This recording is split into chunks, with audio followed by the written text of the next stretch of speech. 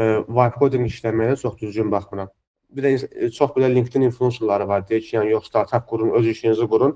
Amma məsələn 9-6 işlər də dəhşət fayda verir insanlara. Sadəcə environment cəhətdən çox rahat bir bazardır. Amma yəni dəstək cəhətdən biraz zəif bir bazar. Sahə üzrə özünü belə tanıtmaq bizim bazarda çox rahat. Yəni məsələn mən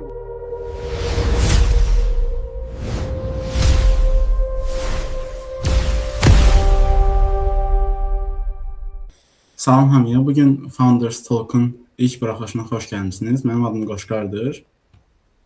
Və bugün bu buraxılışda Fatih bəy ilə birlikdə edirik və qonağımız Əli bəydir. Bu podkastı niyə başladıq? Çünki Azərbaycanda çoxlu founderlar, qurucular var, lakin bunların hekayələri, yolculuqları tam da bilinmir digər insanlar tərəfindən və bu biz sizlərə çatdırmaq üçün buradayıq. Bugünkü ilk qonağımız Əli Əliyevdir, Luhavin qurucusudur. O bura çatana qədər 3 dəfə sıfırdan başlayıb, 3 fərqli ideyasını yığıb və hər dəfə yenidən qalxıb. Bugün onunla o yoldan indiki işindən və bir neçə mövzudan danışacağıq və ümidvarıq bu danışıqlar sizə kömək eləyər. Mən də hamını salamlayıram. Adım Əlidir. Hardasa 4-5 ilə yaxın software proqram təminatı mühəndisi kimi işləyirəm. Son bir ildə artıq startup tərəfə biraz keçid eləmişəm. Hal-hazırda Luhav startupın qurucusuyam. Bir ildir ki, onun üzərində işləyirik.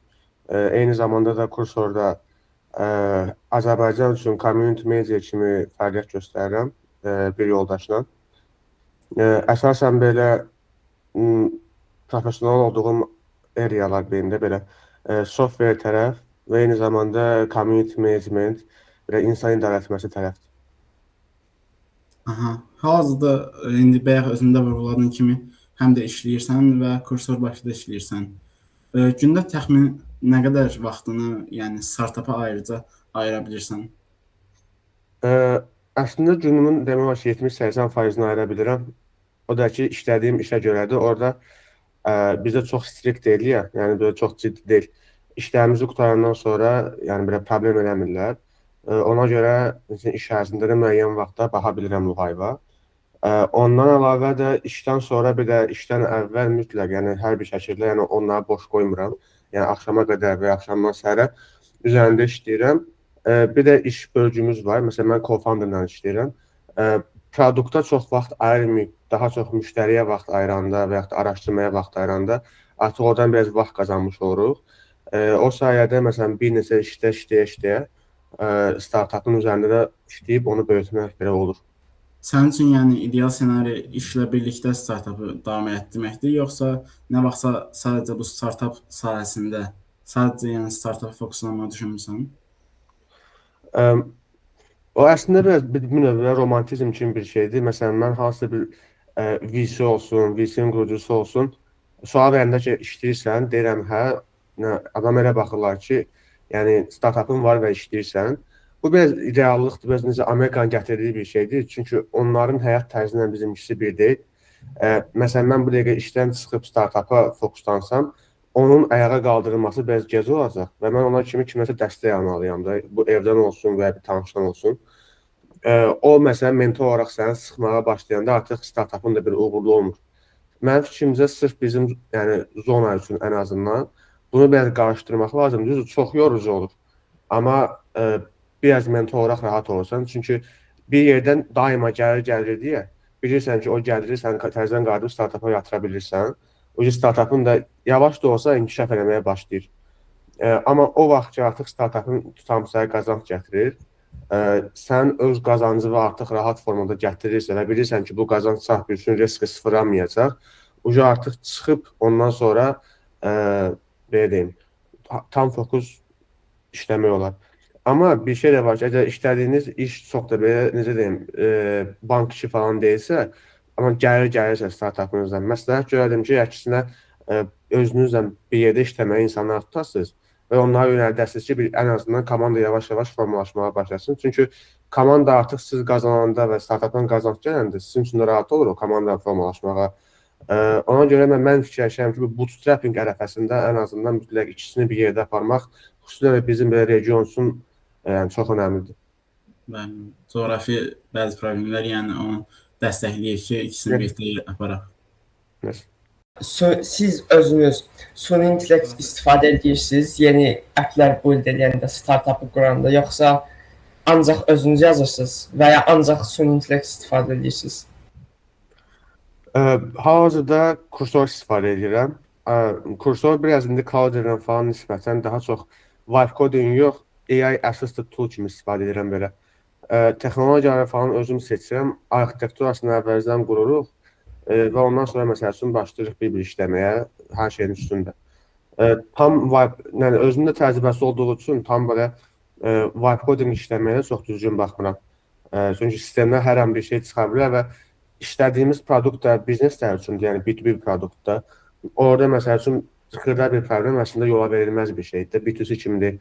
Ona görə mütləq məsələn hər şeyin testi yazılır, test olunur müxtəlif variantı, kodun özü refaktoru olunur bir feature gətirəndə. Və ondan sonra biz o feature elan edirik ki, hə, bu şeyə gətirmişik artıq. Yəni bu formuna gedir prosesimiz. Aha. Bəs indi bayaq da dediyimiz kimi Luhive'dan əvvəlki sənin cəhdlərin təbii ki də olub yəqin ki, bu cəhdlər haqqında yəni hər birini qısaca bir cümlə ilə ifadə etsən və yəni onlar sənə əsasən hansı bir bacarığı deyim, yaxud da hansı bir məsləhətmi, yəni fikri qazandırdı, nəyi qazandırdı onlar sənə? Okay, qısaca hərəsinin haqqında biraz danışım. Birinci startupımız hardasa 3 il əvvəl olub. O vaxt məsələn agentlər falan çox məşhur olmayan dövrdə OpenAI-ın assistant gəlmişdi, SDK-sı özəlliyi gəlmişdi. Biz ondan elə bir ki, agentlər qurmağa çalışırdıq. İkinci startupımız Luhive'dan qabaqçı, yəni ondan pivot eləməmişdən qabaqçı ideyamız olub. Adı Sənətgah olub. Əsas məqsədi belə deyim, bu yaradıcı işlə bağlı olan rəssamlar olsun və ya dizaynerlər olsun, onları bir araya gətirən bir platform üzərində düşünürdük. Amma təbii ki, sonra biraz qurandan sonra baxdıq, yoxladıq bazara. Pivot eləyib təkcə sənətkarlara yox, daha çox belə startup və ya produktlara, yəni tech community-lərinə yönəlməyə başladıq. Sual versən ki, bunlardan nə öyrənmişəm? Birinci startupda fail olmağımızın səbəbi, düzdür, orada co-founder deyildim, daha çox orada developer kimi işləyirdim. Amma ən azından onların fail olmasının səbəbini görərdim ki, komanda arasındakı zəiflik idi. Komandadakı hər kəs çox belə senior səviyyəsində idi. Ona gözləntisi çox olur ki, tez bir zamanda ödəniş gəlsin. Startuplarda da üstəlik bizim regionda tez bir zamanda ödəniş gəlməyəndə artıq motivasiyadan düşülür və komanda qırılır. İkincisi, əslində çox da belə böyük bir problem olmamışdı. Sadəcə oturduq, düşündük mentorlarımızdan və qərara gəldik ki, belə bir pivot eləyək. Eyni zamanda pivot eləməyimizin ikinci bir səbəbi Sənətgah biraz ad mənasında Azərbaycan fokuslu. Bizim məşğul olacağımız sahə Azərbaycanda Luhive'ın özü də çox da oturmuş bir sahə deyil, community sahəsi. Ona görə elə bir ad seçdik ki, sahibi üçün bunu xaricə scale eləməkdə bizim üçün rahat olsun. Bəs yəni ümumiyyətcə bu sənətgahda da bu Luhive'ın özündə də ideya ümumi eyni idi və bu ideya yəni nəyə əsasən bu ideyanı yaratmağı düşündünüz ki, bu insanlar birlikdə əlaqəli olmalıdır və yaxud da yəni belə bir? Əslində məsələn ilk başlayanda, düzdür, sonradan təzədən ora qayıtdıq. İlk başlayanda əsas məqsədimiz network şəbəkəsi qurmaq idi. Yəni insanlarla əlaqə olsun. Çünki məsələn problem nə idi? Yaradıcı bir 5-10 dənə yerimiz varsa, tutam hackathon eləyir, tədbir eləyir və bu tip podcast eləyir. O adam sosial mediada paylaşırdı və qalırdı algoritmanın ümidinə də. Tam Google Forms'da hazırladı, göndərdi Instagram'a. Maksimumda pul olan reklam vururdu. Prosta onun üçün də SMM tutmalısan ki, düzgün auditoriyaya vura biləsən. Yoxsa pulun yanırdı bir növ. Metada həmişə belə olur.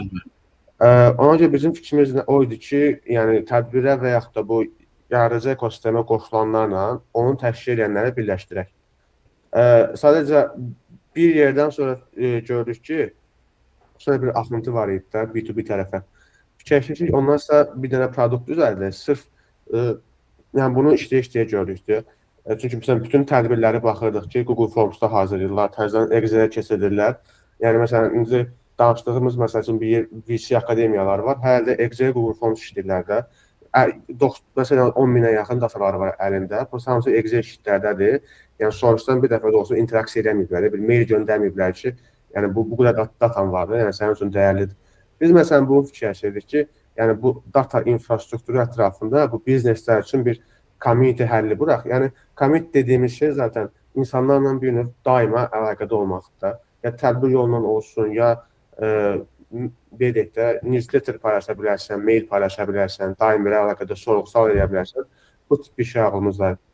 Amma biz məsəl üçün işin community tərəfinə fokuslananda o communitylərdə özlərini memberlər yığırdı və artıq hardasa 1000-ə yaxın member var bizim bazada, müxtəlif tərəflərdən belə deyək, müxtəlif communitylərdən və artıq yavaş-yavaş fikirləşirik ki, gələcəkdə öz network şəbəkəmizi artıq yayaq. Yəni bu 1000 nəfər daha da artırdıqca artıq belə deyək də, məsəl üçün kimsə bir tədbir eləyəndə ancaq Instagramda paylaşmaqla qalmasın, birbaşa birim şəbəkənin içində də paylaşa bilsin. Yəni belə ideya bir növ başlanğıcından yuxarı qalxdı, belə bir növ o da bir içində pivot elədi, amma artıq təzədən belə də geri qaldı, yəni bir üçünü bir yerdə birləşdir.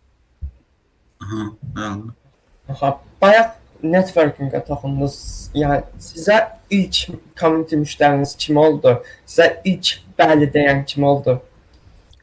Ödənişli olaraq soruşursunuz, yoxsa pulsuz? Hər ikisində yəni desən olar. Deməli, ödənişli təzərrüdən oldu. Kontrakt tam imzalanmır deyə ad çəkə bilmirəm. Onu elan edəcək kontrakt imzalanandan sonra. Amma ilk belə sınayan produktumuzu NextGen Hub idi. Orada Nihat idi deyəsən. NextGen Hub, indi deyəsən onlar da biraz rebranding eləyib, Lumo Hub elədilər. Onlarla görüşümüz çox maraqlı olmuşdu. Bizim o vaxtki CTO ilə gelib görüşmüşdük bir Photoshopda da. Onlar sıfırdan başlayırdılar community-yə. Yəni tamı sıfırdan da heç nələri yox idi. Biz bir növ təkcə produkt olaraq yox, mentor olaraq da onlara kömək elədik. Başlanğıcda olsun, insanları cəlb eləməkdə, müəyyən network şəbəkəsinə açılmaqda və indi məsəl üçün artıq onların hardasa Luhayv üzərində elə 110 nəfər community-si var.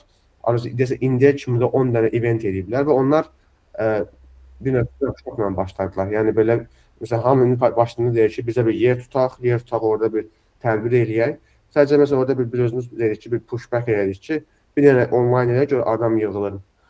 Onlar online ilə başladılar, təzəliklə keçdilər, yenə yer tapdılar, bir biznes yeri ilə anlaşdılar. Artıq Unik-lə falan da işləyirlər, orada bir kamp qururlar. Yəni, belə ən belə qürur duyduğum community-lərdən biridir. Çünki sıfırından bəri yanında olmuşuq. Zaten bizim işimiz də budur. Nəsə həyata toxuna bilək. Toxuna bilə-bilə, axırda bir yerdən sonra kimsə də bizim həyatımıza toxuna bilir. Yəni, belə ilk ödənişsiz community-miz, yəni ödənişsiz ilk community-miz bu formada formalaşdı. İlk biznes community-mizdə artıq yaxın zamanlarda üzərində işləyirik, onu da elan edəcəyik. Tamam, bəs bu community-lərin o səviyyəyə çatması nə qədər vaxt aparır? Yəni təqribi nə qədər vaxt lazımdır ki, bir dənə community-ləri sıfırdan müəyyən bir səviyyəyə gətirə bilək? O dəyişir biraz, bir də verəcəyiniz effortdan asılıdır. Məsələn, bizdə kursorun özündə, kursorun markası var deyə rahat olur. Bir də franchising kimi fikirləşində, KFC-nin Azərbaycanda bir binası açılır. Siz artıq KFC-nin reklam eləmələri deyirsiniz də. Sadəcə yaradırsınız, qurursunuz, verirsiniz, insanlar gəlir.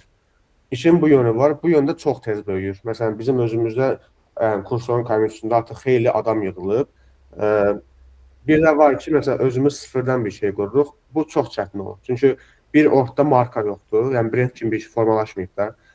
İki, bizim özümüzlə bir insan kimi çox tanınmayanda sosial şəbəkələrdə artıq qalır ümid tərzdən bir növ eşələnməyə. Content qurursunuz, workshop eləyirsiniz, event eləyirsiniz, təzədən onun üzərindən bir də content qurursunuz, insanlarla danışırsınız, bir də content qurursunuz. Yəni, belə sıfırdan başlayan biri kimi harasa bir 5-6 ay lazım olur ki, ən azından özünüzü oturturasınız.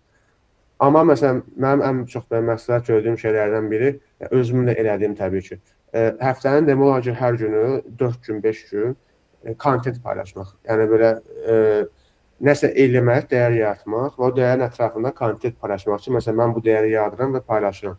Elə eləyəndə daha çox bir növ, daha tez yox, amma daha çox yayılmağa başlayırsınız. Yəni, sosial medianın həmişə attention mekanizm deyə bir şey var da. nə qədər ki, dəyər yönümlü kontent yaradırsınız, o qədər sizi çox qabağa aparır. Ona görə o kontentlərə çox fokuslanıb, çoxlu yaradanda da artıq bir növ insanlar da sizi görür, güvənir və sizin kommentiyə gəlməyə başlayır, artıq hardadırsa da.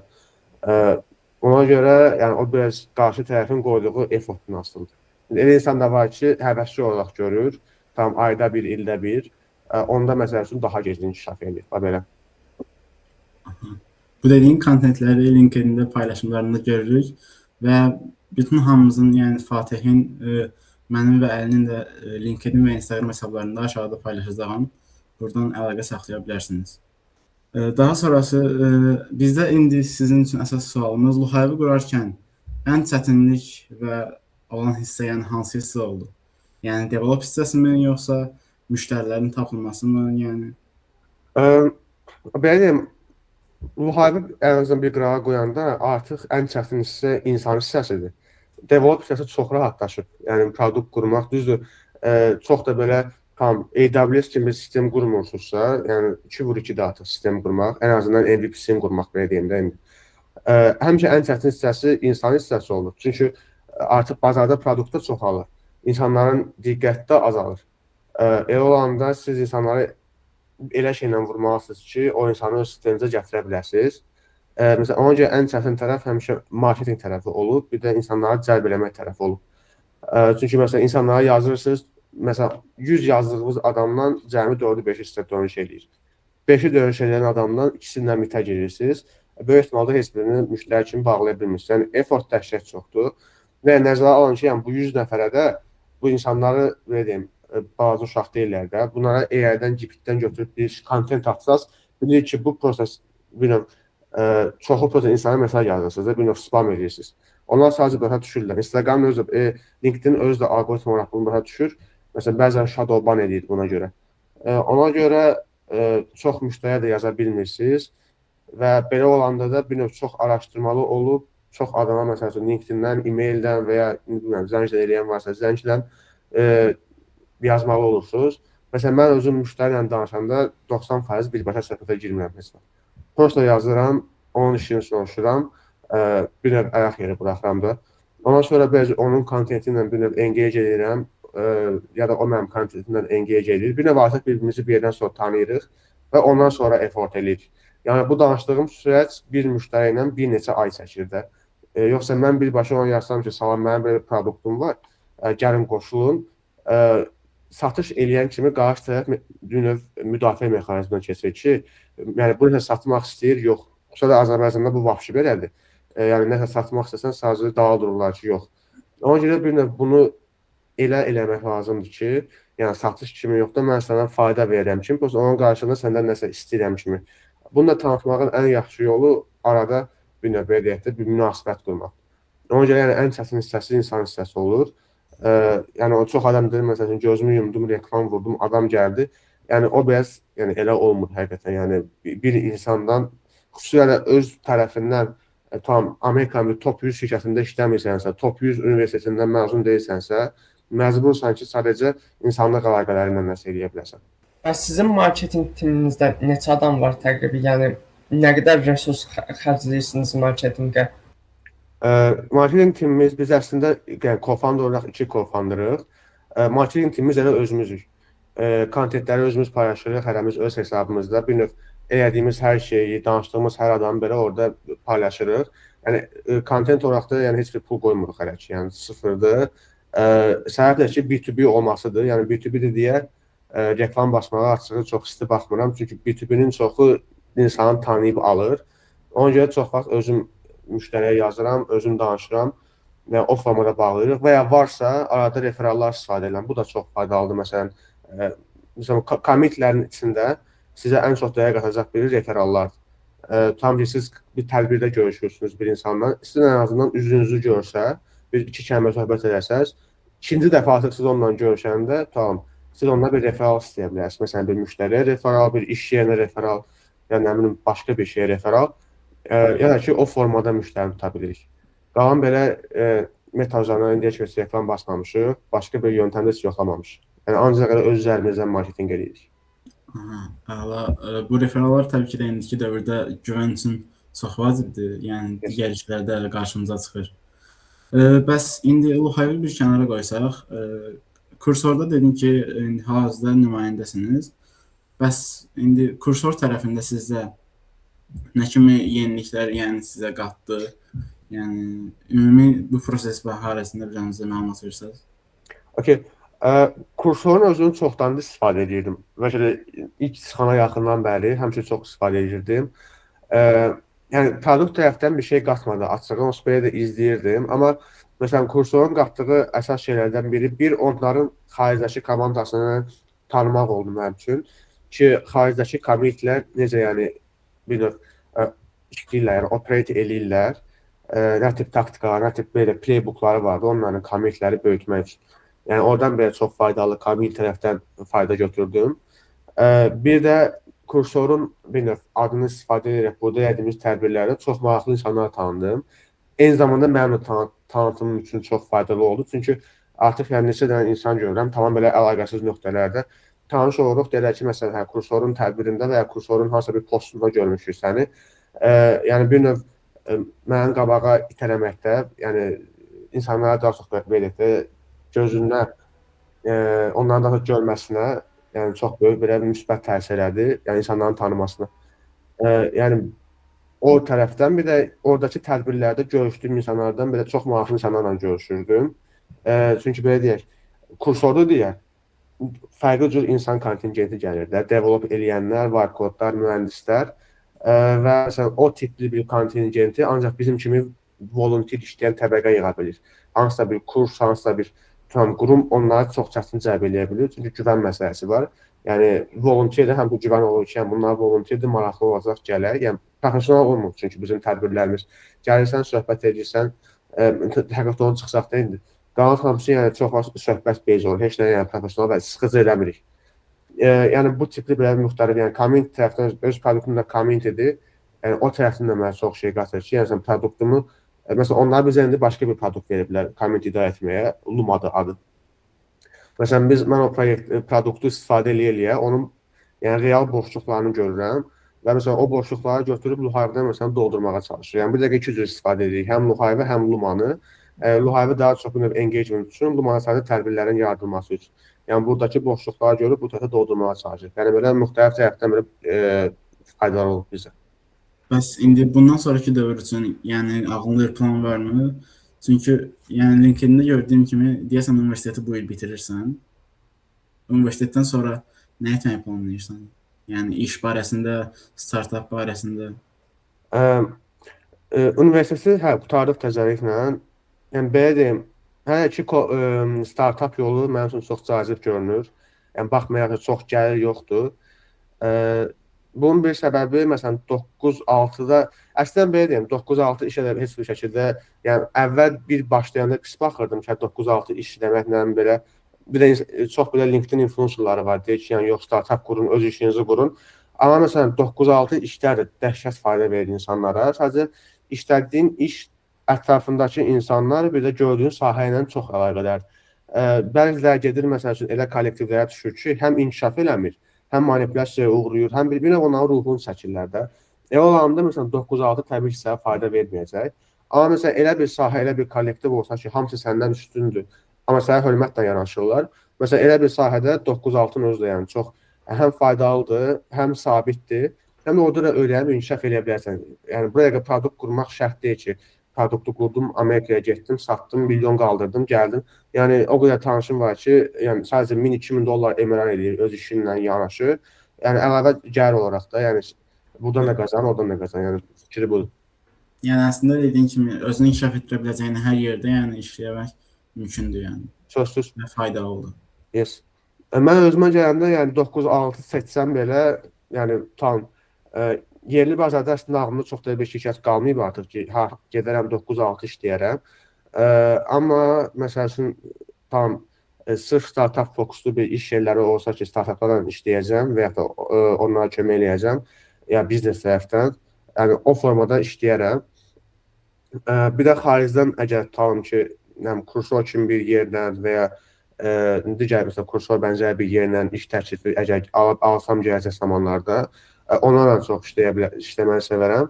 Amma yəni, qalan yəni bütün кейslərdə, yəni elə bu кейslərin özündədir, amma bu кейslərdən əlavə də yəni tək fikrim olar ki, yəni startap öz produktunu qurub yəni onun üzərində işləmək olar. Bəs sizə yəni 9-6 işləyib həm də eyni zamanda startap başlamaq olar və bundan əvvəl startapı məsələn 30 yaşında və ya 40 yaşında başlatmaq məntiqlidir. İki sualdır. Qoy birinci olar. Düzdür, çox adam desə belə olmaz, yəni 100% olar. Yəni niyə deyirəm, romantikaya düşmək lazım deyil. Yəni Azərbaycanda yaşayırıq da. Yəni hər ikisi də yəni mümkündür. Yəni işləyə də. Sadəcə zaman bölməyinizdən asılıdır da. 9-6, tam ki 6-da işiniz bitir.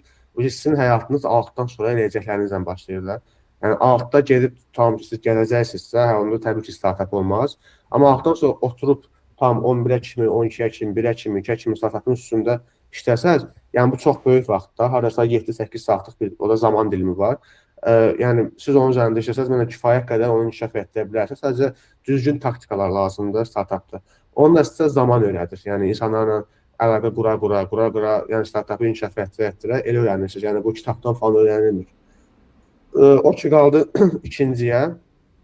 Məncə yəni hər yaşda qura bilərsiniz. 30-40, düzdür, cavan yaşda qurmağın avantajı çoxdur, amma yaşı çox olub qurmağın avantajı bir başqa olur. İki dənə səbəbi var. Məsələn, mənim tanışlarımdan biri zaten desəm 30-40 yaşını keçib startap qurur və çox uğurlu qurur. Birinci səbəbi yaşı çoxdur deyə güvən də çox olur. Çünki adamlar artıq bir insanı bişmiş biri kimi görürlər də. Məsələn, mən çıxanda yanına 20 yaşında biri kimi artıq güvən düşür aşağı. Mən o güvəni bir də güvən qazanmalıyam. Ona çox da o ehtiyac olmur. Çünki yaşı çoxdur deyə artıq onun bir güvəni qazanılmış olur. İki, işlədiyi sferada əgər işləyirsə də çox böyük təcrübəsi olur. Atıram, restoran biznesidir və başqa bir biznesdir. Çox böyük təcrübəsi olur. O təcrübə də çox böyük olanda, o təcrübə ilə startap quranda da, məsələn, mənim quracağım startapın uğurlu olma ehtimalı 1% isə onda olur 5%. Yəni, amma yəni sadəcə öz bildiyi sahədə qursun. Yəni, hər ikisinin belə avantaj, dezavantajı var. Yəni, bir başlanğıc yaşı və ya son yaşı yoxdur. Məsələn, Amerikada axır vaxtda Y Combinator'a girən startaplara baxıram. Yəni, solo founder'dır təkcə özü. 14-15 yaşında gedib girir yəni. Yəni, girəndə də alınır. Tamam, bəs solo founder olmaq sizə daha yaxşıdır, yoxsa co-founderla birlikdə bir startup qurmaq daha yaxşı olar? O da əslində yəni, кейsdən кейsə dəyişir. Nə ilə razı deyiləm, bir dənə onu deyim. Startupın ilk başlanğıcında 4-5 nəfərlə başlamağa, yəni özüm o səhv eləmişəm deyə deyirəm. Zaten indi hal-hazırda yəni bu süni intellekt produktlarının çıxması ilə bu dəqiqə ən belə önəmli olan şey, məsələn, bizim kursların özündə də community komandası çox balacadır. Yəni, ambasador yox, community komandası. İnsanlar artıq bir tüfəng var da, bir növ tüfəng şatqan deyirlər də, vurursan bir neçə gülə saçır, bir də sniper var da, tam dəqiq hədəfə vurur. İnsanlar artıq sniper kimi komandalar istəyirlər ki, mən ona iş verəm, lazım deyil o işi 10 il planlasınlar da, o işi bir həftəyə məsələn execute edib hazırlayıb bitirsinlər. Adam az olanda həmişə execution çox olur. Çünki danışmalı olduğun insan da az olur. Tam 2 nəfər, 3 nəfər və yaxud tək özün olsansa. Qərarları çox sürətlə alırsan, çox sürətlə aldığın qərarlarda da çox sürətlə öyrənə bilirsən. Və ilk başlayan startuplarda ən önəmlisi tez sürətlə öyrənə bilməkdir. Əgər onu eləyə bilmirsənsə, bir qərarı 6 nəfərlə danışmalısansa bir şirkət kimi, onda bu biraz problem yaradacaq sənə irəliləməklə. O ki, qaldı solo founderla co-founder'a, o asılı olur sizin co-founder'ımızın sizə qatdığı dəyərdən. Bizdə məsəl üçün, mənim işlədiyim co-founder, belə deyim, əsasən design engineer kimi, yəni işin dizayn, bir də UX cəhətinə baxır ki, produktları müştərilərə daha rahat idarə edilə bilən səviyyəyə gətirək. Mənim baxdığım tərəf isə həmin produktu düzəltmək, düzəltdiyi produktu müəyyən insanlara satmaq. Yəni biz belə, flow'unu belə qurmuşuq, bir-birimizin işinə yəni formada qarışmırıq da, yəni bir növ belə işləyirik. Amma yəni solo founder kimi də qurmaq olar. Amma biraz təbii ki, güclü olur, çünki marketinqi də siz eləməli olursunuz öz üzərinizdən, produkt da siz qurmalı olursunuz, müştərini siz tapmalı olursunuz. Nə tip bir produkt deyərdim ki, solo founder kimi qurun, yəni B2C və ya consumer applər var, insanlar istifadə edir, hansı ki bizneslər yox. Məsələn, o appləri solo founder kimi çox rahat qurmaq olar. Bəs siz dediniz böyük komanda qurmaq məntiqsizdir, amma böyük komandamız olsa, amma elə bil ki, hər bir insanın öz dəqiq işi olsa və o işləri dəqiq yerinə yetirsələr daha yaxşı olmaz? Yəni teoretik olaraq yaxşı olar, amma real praktikada hələ elə bir şey görməmişəm indiyə kimi. Yəni söhbət dedim komandalar başlanğıc komandalardır. Özünü tutmuş startaplarımız məsəl üçün, onların içində 30-40 nəfərin olması və 50 nəfər olması normaldır. Çünki yəni belə deyim, hal-hazırda Luhive-ın özündə mənim özüm Luhive-ın hara getdiyini tam olaraq öngörə bilmirəm. Hər an pivot eləyə bilərəm, hər an hansısa bir özəlliyi bağlayıb başqa birini aça bilərəm, hər an müştəri segmentini dəyişə bilərəm.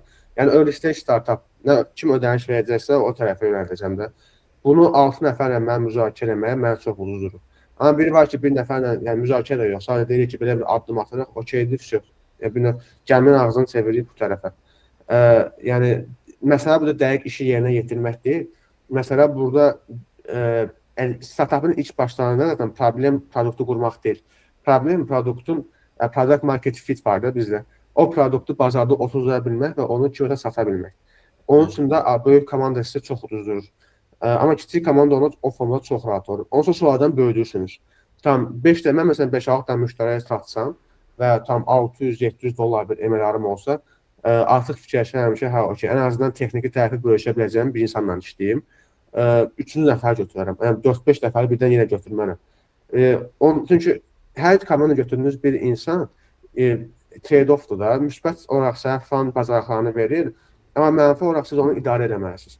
Elə idarə etməlisiniz ki, həm aranızdakı əlaqədə pozulmasın, yəni hörmətsizlik olmasın. Həm də ki, sizin özünüzün də ona artıq məsəl üçün zamanınız ayrılır. Mən məsəl üçün elə bir insanla işləyərəm ki, biz arif insan deyirlər, öz işini bilməklə yanaşı əvvəldən startuplarda işləmiş biri olsun və məsələn başa düşsün ki, tam bu şeyi bu formada, yəni ideal formada qurmaq olar, amma biz bunu belə eləməyəcəyik. Çünki səbəbi bizim sürətli işləməyimizdir. Yəni bu şeyləri həm göz önündə bulanda bilən bir şey olsun. Yəni təcrübəli bir insanla işləmək çox daha yaxşıdır təbii ki də bu sahədə. Sözsüz. Bəli. Məsələn, o günləri kursorun ilk early stage komandasına baxırdım. Yəni tərkibində yəni kim yoxdur da. OpenAI-dən researcherlər, MIT-dən müəllimlər, Cloudflare-dən gəlmiş mühəndislər, nə bilim, yəni düz onlar investisiya alıb başlayırlar deyə. Amma yəni early stage komanda yəni dəhşət bir şeydir. Yəni bizim hansı bir şirkətimiz o formada yəni early stage belə ola bilməz də. Yəni çox ağıllı insanlar işləyirlər. Onun səbəbi təbii ki, investisiya ala bilmələridir. Bizim regionda o yoxdur deyə tək yol artıq daha tez fokuslana bilən bazı komanda olur. 2 nəfər, 3 nəfər. Məncə artıq 3 nəfərdən yuxarısı biraz artıqlıq olur. Düz o da bəzi segmentdən asılıdır, hansı sahədə işləyirsinizsə də. Amma yəni 3 nəfər yəni bir produkt üçün yəni ideal bir şeydir, yəni bölüşdürməyə. Onsuz son illərdə də statistikalarda elə təxmini solo founderlar çox yüksək dərəcədə artıb, yəni əsasən solo və duo founderlardır. Yəni 3-dən çox olmur. Bəs əvvəl məsələn front-end tuturdular, back-end tuturdular, DevOps tuturdular. İndi artıq texniki birliyi olan birini tuturlar. Yəni həmin adam sənin üçün front da yazmalıdır, back da yazmalıdır, DevOps-u da eləməlidir, mobil də yazmalıdır. Nə lazım olsa AI inteqrasiya da eləməlidir. Məsələn, gəlir dizayn tərəfə, məsələn, bizim dizaynda ancaq UI UX işləmir də heç vaxt. Gördüyü iş sayısı yəni çoxdur da. Lazım gələn müştəri ilə danışır, lazım gələn dizayn eləyir, lazım gələndə götürür kursorla özü dizaynını koda çevirir, lazım gələndə tam post dizayn eləyir, lazım gələndə marketinq eləyir. Yəni bütün məsələn biz buna bir ad vermişik də, yaradıcı işləri sən gör. Texniki işləri və satış işlərini mən görüm. Yəni bunun artıq altında nə qədər budaq varsa, hamısını alırıq çiynimizə. Bunun 2 dənə müsbət səbəbi var, bir dənə mənfi. Mənfisi odur ki, sən yorulursan, müsbət odur ki, dəhşət çox şey öyrənirsən. Məsələn, mən startup qurandan sonra texnoloji cəhətdən də və digər səbəblərdən dəhşət çox şey öyrəndim. Müxtəlif texnologiyalar öyrəndim, çünki hamısını özüm eləyirdim deyə. Müxtəlif insanlarla danışa-danışa hər insandan biraz bir məlumat öyrəndim. Satış düzdür, hələ tam öyrənə bilməmişəm. Öyrənə biləcək bir şey deyil, bazarlıqdır. Satış bazarlığımı çox inkişaf etdirdim. İnsanlara necə danışmaq lazımdır. Yəni bu formada müsbət bir tərəf var. Amma siz komandanı böyük quranda hər şey delegasiya eləyənlərə bir-birinlə o şeydən bir növ məhrum qalırsınız Məsələn, sabah bir gün mən satış bir insanla işləsəm, artıq mən onu çox rahat idarə edə bilərəm. Çünki özüm də o işin içində olmuşam. Onu yönləndirə biləcəm ki, nəyi necə eləməlisən. Çünki adam gedər başqa bir sahədən gələr, mən ona deyirəm ki, hə gəl burada community management app-i sat. O məsəl üçün orada çətinlik çəkəcək. Ona görə hər zaman yaxşıdır ki, balaca başlayıb, amma bütün yükü çiyninə götürəsən. Aha. Bayaqdan bir neçə dəfə mentor olmaqdan danışdıq. Siz özünüz də mentor olmusunuz bəzi kommentlərə və sizə də mentor deyəsən olublar, qeyd etdiniz. Bəs sizcə mentorla başlamaq nə kimi üstünlükləri və yaxud da yəni fərqlər nələrdir mentorlu və mentorsuz başlamağın bu sahəyə? Ümumiyyətlə, belə deyim, mentorla hər şeyə başlamaq çox müsbət olur. İstər iş sahəsi olsun. Məsələn, xaricdə bu çox böyük bir biznesdir əslində, mentor biznesi, coaching. Bizdə hələ yavaş-yavaş yaranan bir şeydir. Bir də çünki insanlar, belə deyək də, bizdə pul verməyə nəyəsə çox eğilim yoxdur. Pul nəyə veririk? Qarşılığını sadəcə görəcəyimiz şeylərə. Tam ki, bu bir stəkandır, mən buna 5 manat verirəm, o stəkanı alıram. Buna məsəl üçün biz mental olaraq pul veririk. Amma bir də var ki, mən pul verəcəyim şey mənə 6 ay sonra, 7 ay sonra, 1 il sonra fayda verəcək. Bu bəzi insanların görüşündən asılıdır. Ümumiyyətlə, mentorla hər şeyə başlamaq səni çox qabağa atır. Çünki iki burada səbəb var. Birincisi, sənin gələcəkdə eləyəcəyin şeyləri o artıq eləyib deyə sənə müəyyən qədər yol göstərə bilir. Yəni, deyir, bu formada eləmə, bu formada elə. Və yaxud da sən bu formada baxırsan, o sənə bu formada göstərir ki, bir dənə də bura bax. Məsələn, bizim ikinci pivotumuzun ən böyük səbəblərindən biri bizim mentorumuz olmuş. Yəni, o olmasaydı, biz məsələn, köhnə ideyayla hələ özlərində işləyirdik. O məsələ üçün deyəcək, okey, siz bura baxırsınız, bəlkə bir dənə bura baxasınız. Biz də prosta ora baxdıq və ağlımıza oturdu ki, bura daha məntiqliymiş ki. Yəni, mentorun o formada çox müsbət, yəni, bəlkə də o sahə üzrə bir ekspert deyirlər, sadəcə müəyyən təcrübəsi var. Yəni, məsələn, bizim işlədiyimiz mentorlar unicorn startupları yox olur və yaxud milyonluq startupları yoxdur. Amma olub, o çətinliklərdən keçib və təcrübəsi var idi. Yəni, ən azından mənim təcrübəmdən 10 dəfə çox idi. O məsəl üçün mənə yol göstərəndə artıq kimsə 10x, elə bir ki, mən vurulsun 10, bir nəfər mənə məsləhət verir artıq. Məsələn, o formada olanda daha tez böyüyür. İkincisi motivasiyadır. Xüsusilə ilk başlayanda, düzdür, sonradan artıq motivasiyadan asılı qalmamaz. Amma ilk başlayanda biraz motivasiya olur ilk bir neçə ayda. Qırılmalar olur, çünki o da səbəbi nə olur? Reallıqla barışa bilmirsiniz. Məsələn, startup qururuq, hamı o əl çalır, nə qəşəng iş görürsünüz, əlasınız. 2 aydan sonra baxırsan ki, heç kəs qalmıyor. Çünki sənə əl çalan insanlar yox, sənin produktu alan insanlar lazımdır. Yəni, o artıq bir növ reality sənə vurandan sonra özünə gəlirsən, o bir növ deyir, Mike Tyson sənə yumruq vurur kimi bir şeydə çənəndən. Özünə gəlirsən ki, hə, reallıq beləymiş də, bu hər şey belə toz pəmbə deyilmiş də. Onu eləyəndən sonra artıq həmin o motivasiya şeyini keçəndən sonra, reallıq vurandan sonra iki şey qalır da, ya davam edəcəksən, ya geri qayıdacaqsan. Yəni, əvvəl nə edəcəksən, ona qayıdacaqsan. Məsələn, mentorun orada çox önəmli bir rolu olur ki, sənə yenə getməyə, yəni geri qayıtmağa imkan vermir. Çünki sənə deyir ki, bu normal bir şeydir. Yəni, hamı bunu yaşayır. Amerikada da bunu yaşayır, Avropada da bunu yaşayır. İlk bir neçə ay sənin gözləntilərini qarşılamayacaq deyə sənin motivasiyan düşəcək. Məsələn, o sənə orada dəstək olanda, sən artıq onu reallıq olaraq qəbul eləyə, artıq bir yerdən sonra məsələn, arxanda kim var, kim yox, yanında kim alqışlanmırsanız, çox da sənin maraqlı olmur da, motivasiya orada itir. Yəni, belə mentorun belə müsbət faydaları var. En azından yəni, bir insan olaraq da, bir sosial insan olaraq arxanda dəstək hiss eləmək hər zaman səni qabağa aparır. Məsələn, biz həmişə Luhayev olaraq işləyəndə, yəni tək şey demirik də, məsələn, hər sizə produkt verəcək, qutardı, yox. Yəni, produkt işin sadəcə bir hissətidir ki, biz sizə onu dəstək olaraq veririk ki, siz gedib orada hər şeyi idarə eləyəsiniz. Biz məsəl üçün nə deyirik? Yəni, tam sizə bir yer danışmaq lazımdırsa, okey, bizim networkümüzdən istifadə edin. Yaxşı, sizə kontent lazımdırsa, yaxşı, bizim networkümüzdən istifadə edin. Adam cəlb eləmək lazımdır, yenə kömək eləyək. Və yəni, təkcə produktdan əlavə mentor dəstəyi və yaxud da digər belə moral olaraq dəstəklərin hamısını bir startup olaraq eləyirsən. Startup o demək deyil ki, ancaq produkt olaraq dəstək verəsən. Bir növ bound deyirlər də, aramızda şey qurmağa çalışırıq da, bir güclü əlaqələr qurmağa çalışırıq hər bir müştəri ilə. Məsələn, elə olanda artıq biz produkt olaraq məsələn bir mentora çevrilmiş oluruq. Bizim özümüzdən yuxarı bizə mentorluq eləyən olur. onun da üstündən yuxarı biri olur, o da ona mentorluq eləyir. Yəni hamı öz təcrübəsindən yuxarıdan aşağıya doğru belə ötürə gedir. Hətta yəni insanlığın özü də inkişaf eləyir. Yəni usta olub, Türkçə demiş çıraqları olub da. Çıraq böyüyüb usta olub, onun yanına çıraq gəlir. Yəni məsəl üçün metallığa baxsan, duluzgərliyə falan baxsan, neçə min illik hamısı belə peşələrdir də. Amma 2026-ya kimi hamısı gəlib çatıb. Nəyə görə? Çünki mentor-koç əlaqəsi də var. Belə həmişə fırlana, yəni o sahəni öldürməyiblər. Yəni bu, yəni insanların bir növ belə deyək də, qanında, canında olan bir şeydir deyə. Ona görə yəni çox önəmli bir şeydir. Yəni mütləq şəkildə əgər fürsət varsa, istər hansı necə iş olsun, fərqi yoxdur. Yəni şərtli startap olsun, mentor dəstəyi almaq çox vacib olur. Bəs Azərbaycan ekosistemi barədə belə ən qeyri-populyar fikriniz nədir?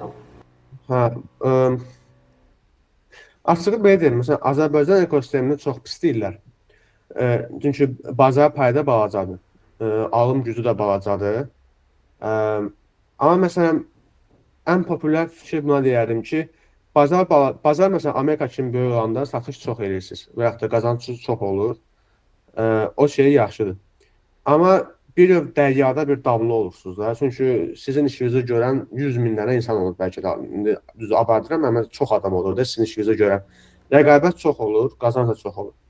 Amma məsələn, Azərbaycanın ən belə mənim fikrimdə startup üçün deyirəm, rahat tərəflərindən biri bir şeyi eləyirsinizsə, 90% o şeyi ilk siz eləyirsiniz.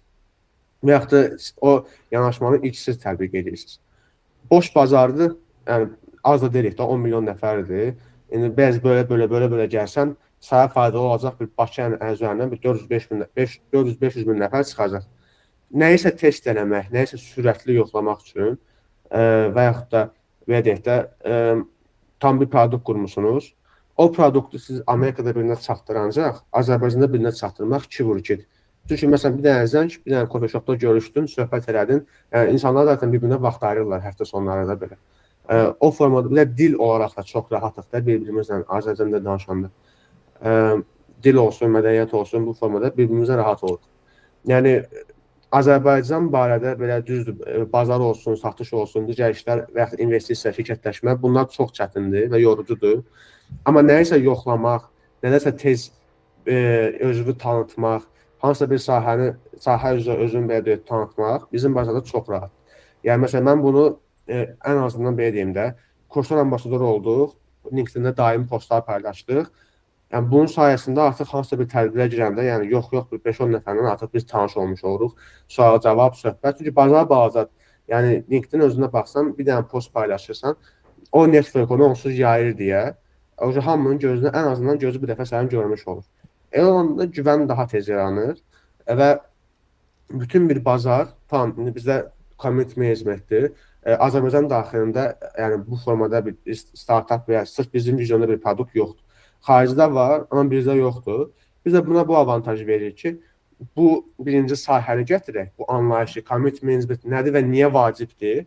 Onu gətirəndən sonra da artıq öz produktumuzu bir növ qarşı tərəfə satış eləyirik ki, bu belə vacibdir, biz də sənə bu produktu belə verək, bu formada sənə dəstək olaq.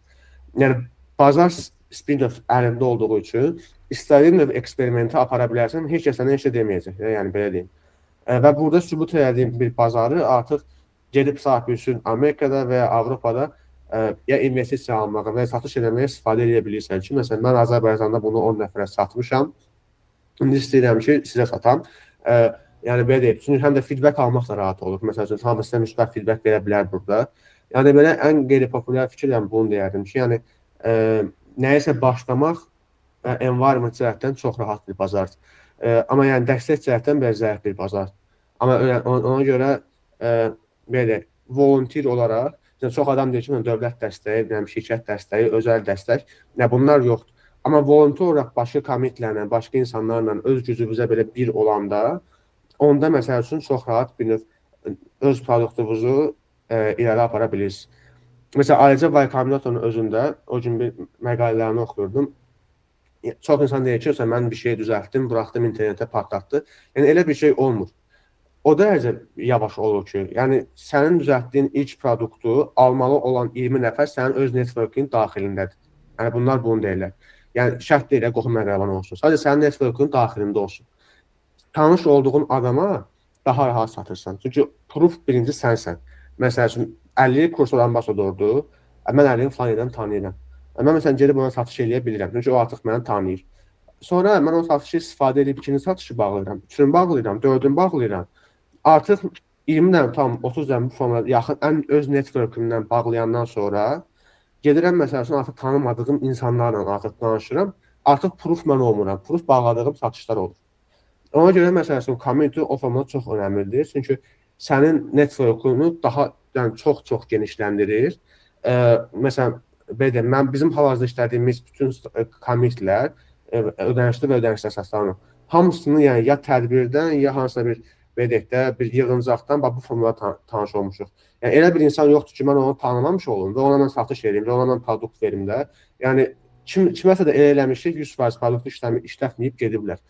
Çünki bu insan psixologiyasıdır. Yəni ya sən güvənli olmalısan, ya sənin gördüyün iş. Gördüyün iş heç vaxt ilk başta güvənli ola bilməz. Amma yəni indi düzdür, gedib metoda falan işləmirsənsə də. Qalırsan geriyə sən, onu da artıq sən özünü göstərə bunu eləyə bilərsən və çox uzun bir prosesdir. Yəni mən bir ildir, yəni hackathon keçiririk, tədbirlərə gedirik, tədbir keçiririk, yəni eyni insanla 10 dəfə, 20 dəfə görüşürük, hər gün kontent paylaşırıq, ondan sonra artıq o formalaşır. Bəli. Bəs son olaraq artıq vaxt biraz çox olduğu üçün yekunlaşdırmağa fikirləşirik. İzləyicilərimizə nə kimi bir tövsiyələr vermək istəyərdin gənc yaşda startup qurmaq barəsində? Yəni birinci belə deyərdim, düzdür, tam belə özüm də bu işin astanasında olduğum üçün belə güllə atışı bir tövsiyə verə bilməyəcəm ki, hə bunu eləyin, uğurlu olarsınız. Amma yəni öz təcrübəmdən belə deyərdim ki, xeyli çətin prosesdir, xüsusilə bizim bazarda. Yəni birinci reallığın belə deyək də yumruğunu ən tez zamanda yeməyə məsləhət görürəm. Çünki yəni reallıq tamam başqa olur. Yəni çox yorucu olur eyni zamanda reallıq. Yəni məsləhətim olur ki, ən birinci o reallığı yeyəsiniz. İkinci, əgər mümkündürsə bir mentor tapasınız. Yəni mentor tapmaq dediyim pullu mentor yox. Ya hansısa bir pulsuz bir VC-nin tərkibindən tapasınız, ya hansısa bir community-nin tərkibindən tapasınız. Belə bir mentor tapıb ən azından sizə yol göstərmək üçün mentor tapasınız. Üçüncüsü də mütləq yəni başlamaq lazımdır. Yəni 9-6, yəni nə bilim öz işini ola startup qura bilmərsən, bu bazarda ola startup qura bilmərsən. Yəni qulaqlarını belə şeylər yumsunlar da. Yəni o gün LinkedIn-də bir post paylaşmışdım. Yəni deyir ki, məsəl üçün B2B B2C-dən yaxşıdır. Yəni B2C B2B-dən yaxşıdır. Yəni bütün bu məsləhətlərin hamısına qulaqlarını yummaq lazımdır və hər şeyi yoxlamaq lazımdır. İndiki dövrdə, xüsusilə süni intellekt dövründə nəyisə bilmək yox, nəyisə yaşamaq çox önəmlidir. Yəni ona görə maksimum dərəcədə çox şey yaşamaq lazımdır. O beynin işləmə qaydası vardır. Beyin neyronlardan. Neyronlar nəsə yaşadıqca güclənir. Mən məsəl üçün deyə bilərəm ki, startup qurmaq X bir şeydir, çox yaxşıdır. Amma və ya çox çətindir. Amma çətin mənim beynimdə başqa cür kodlanıb, sənin beynində başqa cür kodlanıb. Ona görə məsləhət görərdim ki, mütləq, yəni heç bir əngələ baxmadan, yəni bu günün sabahı buraxıb başlasınlar və çox sürətli olsunlar, elə bir şey. Yəni maksimum dərəcədə çox şey yaşayıb, experience yığıb, artıq 1 il, 2 il, 3 ildən sonra artıq quracaq. Yəni hər il bir startup quranda, belə fikirləşin də, qazanma payımız 1% idi. Keçən ilki Əlinin quracağı startupın qazanma faizi 1% idi. Bu ilki Əlinki oldu 3%. Gəlin ilki olacaq 5%. Bu faizi artırmağa fokuslanmaq lazımdır və onun yollarını axtarmaq lazımdır. Son olaraq da bir məsləhətim maksimum dərəcədə aktiv olmaq lazımdır. Məsələn, bizim xeyli könüllü commitlərimiz var. Elə Luhaybin özünə də baxa bilərsiniz. Yəni kursor var, AVS var, gidici var. Yəni və bunlarla biz mütəmadi tədbirlər edirik də belə. Mütləq şəkildə bu tədbirlərə qoşulsunlar, aktiv olsunlar. Qoşanda da yəni qulaq asmağa yox, aktiv olmağa getsinlər. Danışsınlar, özlərini sual versinlər, söhbət eləsinlər. Maksimum dərəcədə bu aktivliyi həmişə saxlasınlar. Çünki xüsusilə texniki tərəfdən artıq bir uduza bilməyəcəyim bir yer qalmayıb. Artıq texniki tərəfdən o kroşeni yemişik də. Yəni nə qursan belə artıq səni mütləq rahatca əvəzləyə bilərlər. Ona görə maksimum dərəcədə sosial olaraq impact, yəni təsir yaratmağa çalışmalıdırlar. Bu işin təkcə startup tərəfi yox. Əgər freelance olaraq iş götürmək istəyirsinizsə və yaxud da iş tapmaq istəyirsinizsə və yaxud Thompson kimi community qurmaq istəyirsinizsə, yəni bu belə ən önəmli şeylərdən biridir. Nəyisə yaradırsınızsa mütləq onu kimsə göstərin.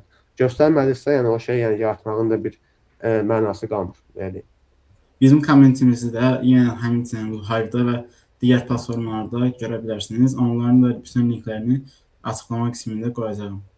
Hələlik yəni bu qədər. Növbəti görüşlərdə görüşənədək çox sağ sağ olun. olun dəvətiniz üçün. Siz sağ olun. Ya, bu videoda bayağı bir şey öyrəndim mən və əminəm ki, izləyicilər də nəsə öyrənib. Tamam, sözünüz yoxdursa bitirə bilərik. Sağ olun. Sağ olun.